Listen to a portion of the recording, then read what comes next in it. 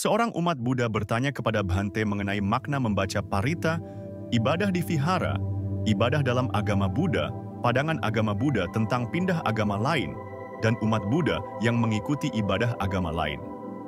Namo Buddhaya, terima kasih atas pertanyaan-pertanyaan Anda yang sangat mendalam dan relevan bagi banyak umat. Mari kita bahas satu persatu untuk pencerahan batin kita bersama. Idealnya, seorang umat Buddha memang rajin ke vihara. Di vihara, kita dapat melakukan upacara ritual lengkap, mendengarkan dhamma, dan berdiskusi dengan para pemuka agama. Ini semua meningkatkan keyakinan dan semangat kita dalam melaksanakan ajaran Sang Buddha.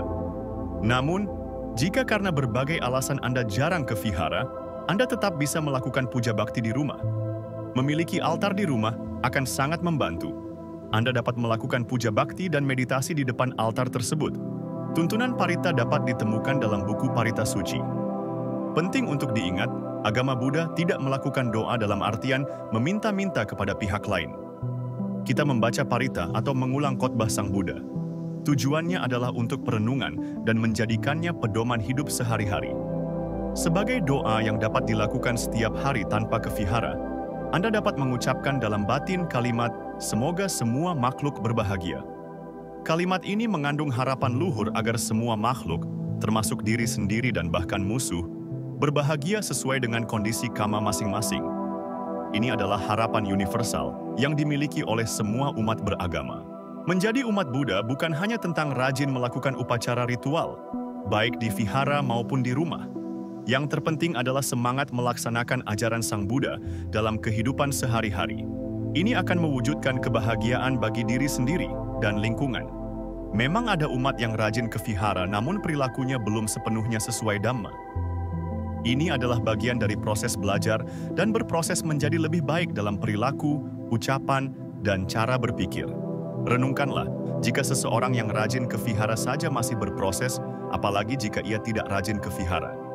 Sebaliknya, jika Anda merasa sudah melaksanakan dhamma meski jarang ke vihara, bayangkan betapa lebih baiknya jika Anda lebih sering ke vihara. Alangkah baiknya jika semua umat Buddha rajin ke vihara. Dengan demikian, perilaku baik dapat terus ditingkatkan, dan perilaku yang kurang baik dapat segera diperbaiki. Seorang umat Buddha tidak dilarang untuk mengikuti ibadah agama lain. Banyak agama memang memiliki beberapa kesamaan. Namun, upaya membandingkan dan mencari kesamaan atau perbedaan antar agama dapat menimbulkan kebingungan. Tindakan membandingkan agama membutuhkan pemahaman khusus. Akan lebih bijaksana jika umat Buddha lebih mengutamakan mempelajari satu agama yang dirasa cocok untuk dirinya, yaitu agama Buddha. Tanda kecocokan seseorang dengan suatu agama adalah timbulnya perbaikan dalam cara berperilaku, berucap, dan berpikir. Ia akan merasakan bahagia dengan melaksanakan ajaran agama yang cocok dengannya. Ia pun menjadi sumber kebahagiaan dan kedamaian bagi lingkungannya. Banyak kejadian yang tampak aneh atau disebut mukjizat sebagai hasil doa. Namun, dalam pengertian Buddhis, hal itu sangat wajar. Seseorang dapat sembuh dari sakit karena timbunan karma baik atau kebajikan yang ia miliki. Jika timbunan kebajikan sudah waktunya berbuah dalam bentuk kesehatan, maka ia pasti akan sembuh, didoakan atau tidak. Sebaliknya, jika karma baiknya belum berbuah, ia akan tetap sakit, meskipun didoakan ribuan orang. Jika doa seseorang mampu menyembuhkan penyakit, tentu tidak ada lagi yang berobat ke dokter.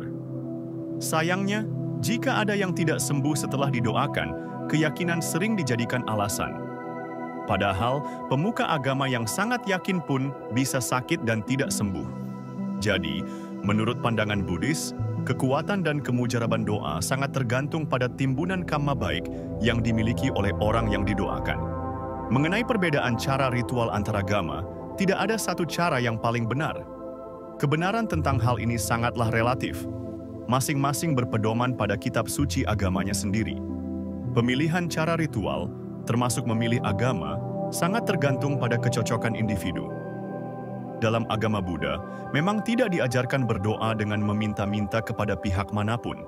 Umat Buddha justru diajarkan untuk selalu memberi atau melakukan kebajikan dengan tindakan badan, ucapan, dan pikiran.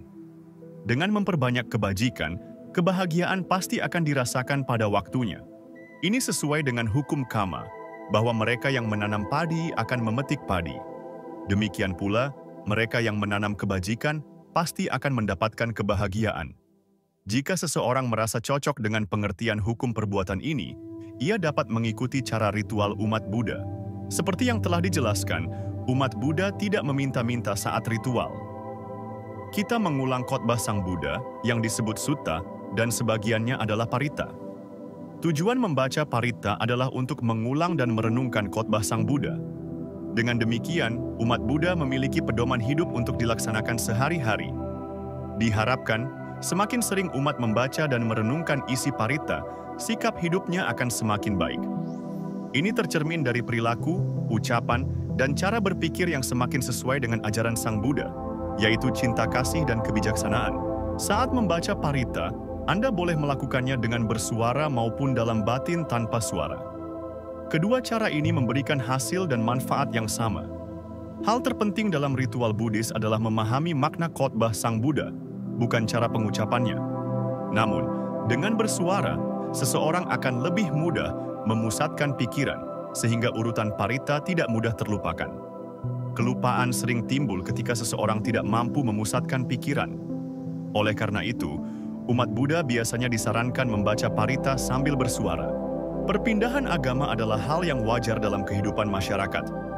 Seseorang dapat berpindah dari Buddha ke agama lain, atau sebaliknya. Dalam pandangan Buddhis, ini adalah hal yang sangat wajar. Dalam Dhamma diajarkan bahwa segala sesuatu tidak kekal. Perpindahan agama adalah bukti ketidakkekalan dalam diri seseorang. Hal terpenting dalam pemilihan agama adalah kecocokan. Diharapkan, ketika seseorang menganut suatu agama, ia berperilaku baik, bahkan jauh lebih baik dari sebelumnya. Perubahan perilaku positif ini akan membuat masyarakat menghormati dirinya dan agama yang dianutnya. Jika seseorang setelah memilih agama tertentu perilakunya menjadi lebih buruk, itu menunjukkan ia tidak mampu menghargai dirinya sendiri maupun agamanya. Jadi, apapun agama yang dianut, hendaknya ia menjadikannya pedoman hidup agar menjadi lebih baik dan sumber kebahagiaan bagi lingkungannya. Semoga berbagai jawaban ini dapat memberikan manfaat serta kebahagiaan. Semoga semuanya selalu berbahagia. Salam Metta.